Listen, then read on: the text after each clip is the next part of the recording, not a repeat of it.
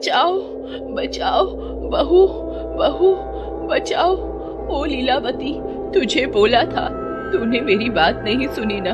अब तो उठ, बचा लेना मुझे, बचा ले। लीलावती पिछले कई दिनों से ऐसा ही सपना देख रही थी। वो बेहद डरी हुई थी। उसकी सास की मौत कुछ दिनों पहले हो गई थी। उसे पता था कि उसकी सास की मौत उसकी ही गलती से हुई है। उसे गलती का एहसास तो था, लेकिन वो अपनी आदत नहीं बदलना चाहती थी।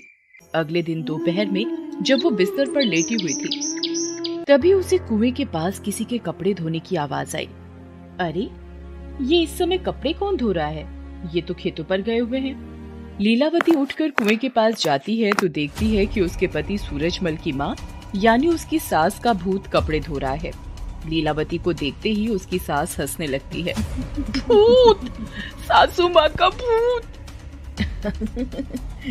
तेरे सारे कपड़े धो दिए हैं बहू, मैंने सारा काम कर दिया है। लेकिन तूने मेरा काम नहीं किया, ये ठीक नहीं किया तूने। देख, तेरे कारण मैं मर गई, अब तू मरेगी। मुझे माफ कर दीजिए, मुझसे गलती हो गई। लेकिन तू गलती को अभी भी कहाँ सुधार रही है? तू बिल्कुल नहीं बदली है अभी तक, अभी भी तो तेरी वही आदत है। लीलावती और उसकी सास की कहानी शुरू होती है नयनपुर गांव से। इसी गांव में सूरजलाल नाम का एक किसान अपनी माँ के साथ रहता था। उसकी नई नई शादी हुई थी। उसकी पत्नी का नाम था लीलावती।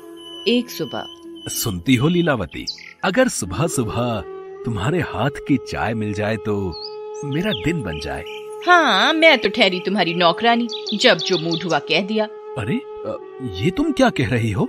सुनो जी, मेरे सिर में जोरों का दर्द है, आप चाय खुद से बना लीजिए, और हाँ, एक प्याली मेरे लिए भी। अब बस पीकर, तेरे चुटकुलों पर हंस हंस कर मेरा पेट फूल गया है लीलावती। हाँ हाँ, बाकी किसी और दिन, अभी बहुत देर हो गई है, घर का सारा काम पड़ा हुआ है। मेरा भी। तुम लोग भी ना, जब देखो काम काम काम करती रहती हो। अरे, तुमने वो नहीं सुना है, अजगर करे ना चाकरी, पंछी करे ना काम। दास मलूका कह गए, सबके दाता राम।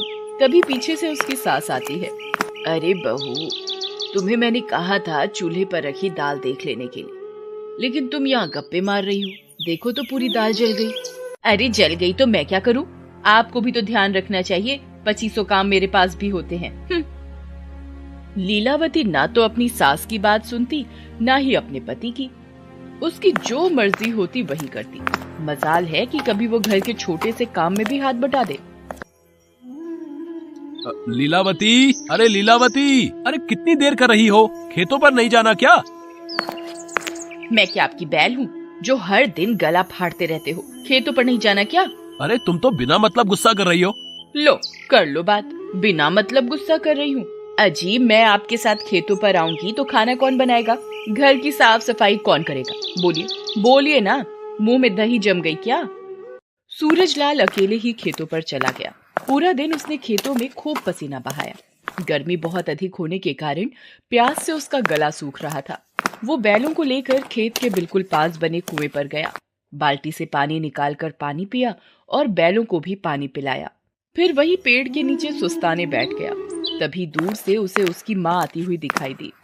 क्या बात है, आज भी दोपहर का खाना अम्मा ही लेकर आ रही है? अरे अम्मा, तो फिर इस चिलचिलाती गर्मी में अकेले ही मेरा खाना लेकर आ गई? तो क्या करती, तुझे खेतों पर भूखा छोड़ देती। लीलावती कहाँ थी? अरे बेटा, फिर से बहू के पेट में जोरों का दर्द था, इसलिए मैं आ गई। मतलब आज भी खाना तुमने ही बनाया? अब किसी को तो खाना बनाना होगा ना, भूखे तो नहीं रह सकते। सूरजलाल अपनी पत्नी की आदत से बिल्कुल परेशान हो चुका था। एक दिन जब वो शाम को खेत से लौट रहा था तो उसका सबसे अच्छा दोस्त हरिया उसे रास्ते में मिला। अरे सूरजलाल, बहुत दिनों बाद दिखाई दिया भाई। जब से तेरी शादी हुई है तू तो ईद का चांद हो गया। अरे क्या कहूँ हरिया, पूरा दिन खेत में काम, फिर घर पर जाकर घर का काम, बाजार का काम, थक जाता हूँ यार। अरे ऐसा क्यों? भाभी काम करने में मदद नहीं करती क्या? अरे मदद तो दूर, जब देखो जली कटी सुनाती रहती है। अभी कल की बात बताता हूँ। मैं थककर घर गया था, बैल बेचारे भी थके हुए थे और भूख से रंभा रहे थे। लीलावती, ओ लीलावती। घर में घुसते नहीं हो कि बस गला फाड़ना शुरू कर देते हो। लीलावती लीलावती, इतना किसी भगवान का नाम लिए होते तो अभी उनके दर्शन भी हो गए होते। बोलो क्या बात है? अरे वो मैं कह रहा था कि बैलों को थोड़ा चारा खिला देती, लगता है उनको भूख लगी है। तुम आदमी हो कि क्या हो? देख नहीं रहे मेरे हाथों में मेहंदी लगी है? जाओ, जाकर तुम ही दे दो उन्हें खाना। पर तुम्हारे हाथों में मेहंदी तो मुझे दिख नहीं रही। अरे मैं मेहंदी लगाने जा ही रही थी कि तुम्हारा भोपू चालू हो गया। सूरजलाल की बात सुनकर उसका दोस्त हरिया भी उदास हो गया, लेकिन वो बेचारा भी क्या करता। उसी रात, क्या माँ जी, जब देखो आप खाने में ये घास पात बना देती हैं। मैं इंसान हूँ, कोई जानवर तो नहीं हूँ।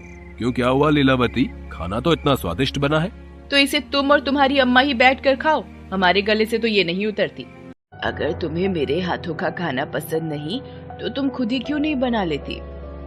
हाय रे हाय, मेरे तो कर्म ही फूट गए। मेरे पति और मेरी सास देखो तो कितने जालिम हैं। उन्हें पता है कि मेरी तबीयत ठीक नहीं रहती, फिर भी उनकी फरमाइश कम नहीं होती। कभी बोलते हैं ये कर दो, कभी बोलता है वो कर दो। मैं तो अब इस घर में नहीं रहने वाली, मैं मायके चली जाऊंगी। हाँ। बहू के इस तरह मायके चले जाने की बात कहने से सूरजलाल की माँ दुखी तो बहुत हुई, फिर भी घर में कलेश ज्यादा न बढ़े इसलिए उन्होंने ही बहू से माफी मांग ली। इसके बाद तो लीलावती और भी लापरवाह हो गई। एक दिन लीलावती की सास घर वाले कुएं के पास कपड़े धो रही थी तो उसने देखा कुएं के आसपास बहुत काई जमा हो गई है, जिसके कारण वहाँ बहुत फिसलन हो गई है। वो खुद भी उस फिसलन पर गिरते गिरते बची थी। उसे डर था कि कहीं इस काई की फिसलन के कारण कोई हादसा न हो जाए। उसने बहू को ये बात बताई। अरे फिसलन हो गई है तो मैं क्या करूं? बहू देखो, मैं अब बूढ़ी हो चुकी हूँ, मेरे हाथ पैर पहले की तरह काम नहीं करते। तू तो देखती है ना, मेरी आंखों की रोशनी भी अब कमजोर हो गई है। अगर तू वो काई साफ कर दे तो? क्यों नहीं माँ जी, काई साफ कर देती हूँ, पूरा घर साफ कर देती हूँ, कपड़े भी साफ कर देती हूँ और हाँ, खाना भी बना देती हूँ। लीलावती ने अपनी सास की बात नहीं सुनी और दुर्भाग्य से उसकी सास का अंदेशा सही निकला। एक दिन वो कपड़े धोकर उसे सुखाने जा ही रही थी कि कुएं के पास जमी काई पर उसका पैर फिसल गया और उनका नियंत्रण खुद से खो गया और वो कुएं में गिर गई। बचाओ बचाओ, बहू बहू बचाओ। ओ लीलावती, तुझे बोला था, तूने मेरी बात नहीं सुनी ना। अब तो उठ, बचा लेना मुझे। उसकी सास बहुत देर तक उसे आवाज देती रही, लेकिन जब तक वो कुएं के पास आती तब तक उसकी सास कुएं में डूबकर दम तोड़ चुकी थी। मेरे मरने के बाद भी तू नहीं सुधरी। ये देख, कुएं के पास अभी भी काई जमी है। मेरा बेटा अब भी भूखे प्यासे खेत पर जाता है, फिर वापस आकर घर का सारा काम करता है। मैं ये नहीं कहती कि तू सारा काम कर, लेकिन गृहस्थी की गाड़ी तो एक दूसरे के सहयोग से ही चलती है ना। किसी एक पर सारा बोझ दे देगी तो फिर ये गाड़ी पटरी से उतर जाएगी ना। मान ले कल मेरे बदले तू गिर गई होती कुएं में तो क्या होता, या मेरा बेटा ही गिर गया होता तो क्या होता? बोल, ऐसी कामचोरी का क्या फायदा जिससे किसी की जान पर बनाए? माँ जी, मुझे माफ कर दीजिए, मेरी इस कामचोरी के कारण ही आपकी जान चली गई। लेकिन मैं आपसे वादा करती हूँ कि अब मैं सुधर जाऊंगी और आपको शिकायत का मौका नहीं दूंगी। उस दिन के बाद से लीलावती बिल्कुल बदल गई। कामचोरी का त्याग कर उसने अपनी गृहस्थी को पूरी तरह बिखरने से बचा लिया। Thanks for watching.